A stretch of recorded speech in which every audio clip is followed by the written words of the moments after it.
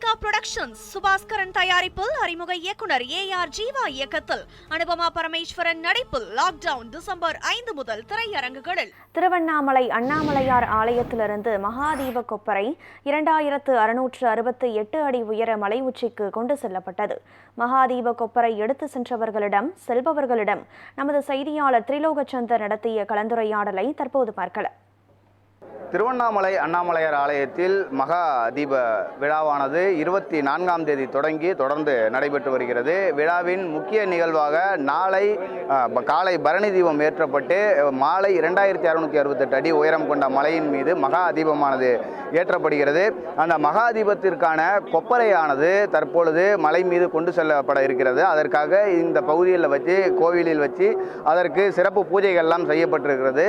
அது குறித்து இதனுடைய பூஜைகள் குறித்தும் இந்த கொப்பரையினுடைய சிறப்பு அம்சங்கள் குறித்தும் இந்த கொப்பரையை காலமாக சுமந்து மலை மீது கொண்டு செல்லக்கூடிய அந்த குழுவினரிடம் நாம் கேட்கலாம். ஐயா வணக்கம், நீங்க உங்களை பத்தி சொல்லுங்க, இந்த கொப்பரையோட சிறப்புகள் பத்தி சொல்லுங்க. நான் மின்சார வாரியத்தில் உதவி செயற்பொறியாளராக இருந்து பதவி ஓய்வு பெற்றவன். இந்த தீப கொப்பரையானது எங்கள் பரம்பரை, எங்கள் தாத்தா காலத்திலிருந்து இந்த தீப கொப்பரையை நாங்கள் தான் குறைந்த டெண்டர் முறையில் குறைந்த இது போட்டு நாங்கள் தான் எடுத்து வருஷம் நாங்கள் தான் ஏற்றிக்கிட்டு. எங்கள் தாத்தா, அதுக்கப்புறம் எங்கள் அண்ணன், எங்கள் அப்பாவுக்கு அடுத்தது எங்கள் அண்ணனுக்கு பிறகு நான், இப்போ எங்கள் அண்ணன் பையன் வேல்முருகன், நாங்கள் எல்லோரும் சேர்ந்து இதை பரம்பரையாக இதை ஒரு தொழிலாகவே நாங்கள் இந்த தீப கொப்பரையை செய்துக்கிட்டு இருக்கிறோம். அதே மாதிரி 3 பணி செய்கிறோம். 3 பணியும் செய்து இந்த 10 நாளும் விரதம் இருந்து 10 நாளும் நாங்கள் அந்த தொழில் அண்ணாமலையாருக்கு தொழில் செய்துட்டு. இது ஒரே சமூகத்தினர் தொடர்ச்சியாக இந்த பணிகள் செய்கிறாங்கன்றாங்க. அது எதனால், என்ன விஷயம்? அதாங்க சாப விமோச்சனம். மீனவர்கள் அது சொன்னாப்புல, இப்போ மீனவர் அந்த கடலில் ஈஸ்வரன் பர்வதராஜனை இந்த அசுரர்கள் இருக்கிறாங்க இல்லையா, அசுரர்கள் மீன் மச்சியாக கடலில் போய் இருக்காங்க. அதை ஈஸ்வரன் என்ன சொல்கிறாரு, இந்த பர்வதராஜனை கூப்பிட்டு நீ இந்த மீன்கள் எல்லாம் பிடித்து கரையில் சேரு அப்படின்னு சொன்னார்.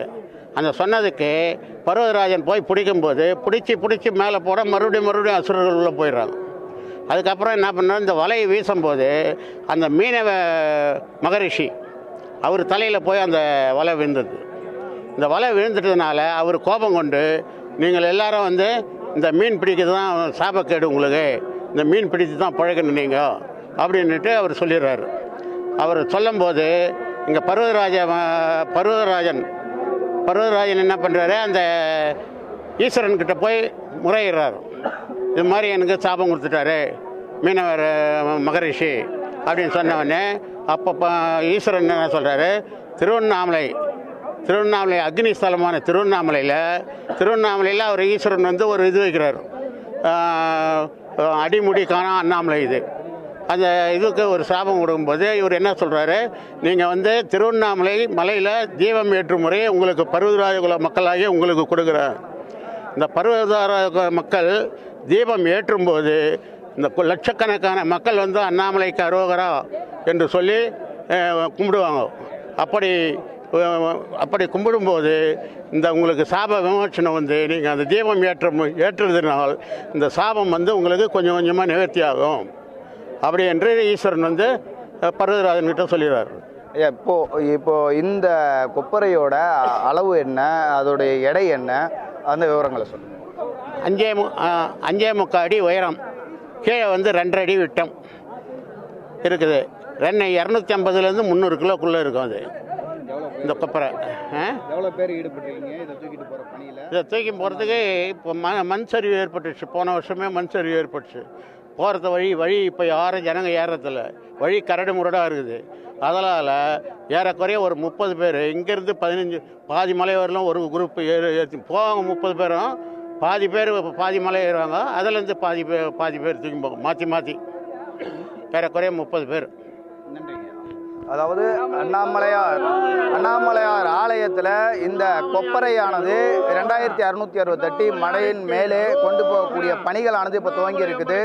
அதில் கிட்டத்தட்ட 30 பேர் வந்து அதில் ஊழியர்களாக ஈடுபட்டிருக்காங்க. அந்த கொப்பரையை மேலே சுமந்து செல்லும் பணியில் கிட்டத்தட்ட 300 கிலோ எடை கொண்ட இந்த கொப்பரையை 30 பேர் கொண்ட குழுவினர் 15 நபர்களாக பிரித்து மலையின் மேல் தூக்கி செல்லும் பணியில் ஈடுபட்டிருக்காங்க. தற்பொழுது இந்த கொப்பரைக்கான பூஜைகள்லாம் முடிந்து அந்த கொப்பரையை மேலே கொண்டு செல்லும் பணியானது துவங்கி இருக்கிறது. ஒளிப்பதிவாளர் சந்திரனுடன் நான் திருலோகச்சந்தர்.